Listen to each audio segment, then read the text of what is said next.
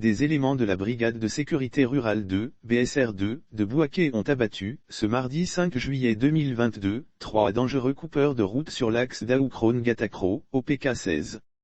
La gendarmerie nationale a mis, ce mardi 5 juillet 2022, hors d'état de nuire 3 présumés coupeurs de route sur l'axe Daoukrone-Gatakro, exactement au PK16, à l'est de la brigade.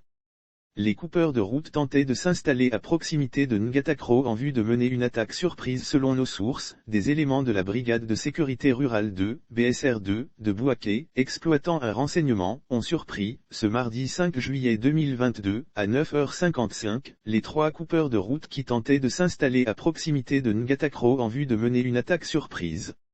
Les 3 lascars qui ne s'attendaient pas à cette visite matinale des éléments de la maréchaussée leur réservent un accueil très hostile. Armés d'une Kalachnikov à crosse-sied sans numéro et d'une machette, ils ont ouvert le feu en direction des gendarmes. C'était l'erreur à ne pas commettre. La riposte fut fatale pour les coupeurs de route. Selon nos sources, les bandits abattus n'ont pu être identifiés faute de pièces administratives. Outre la Kalachnikov et la machette, un chargeur garni de 5 munitions de 7,62 mm et 2 téléphones portables ont été saisis sur eux.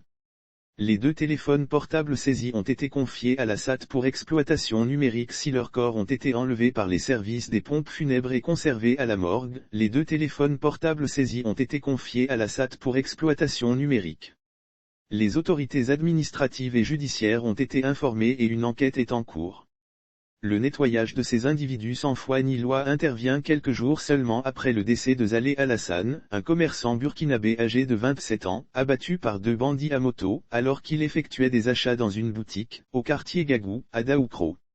Lire aussi axe Daoukro et Trokro, des coupeurs de route appréhendés après leur forfait, une moto brûlée dans la nuit du jeudi 30 juin 2022, ce jeune commerçant prospère s'était rendu, aux environs de 23h30, dans une boutique pour faire des achats. Rejoint plus tard par les 2 individus à moto, il a été sorti de force de ce commerce avant d'être froidement abattu par les malfrats qui ont emporté son sac contenant de l'argent.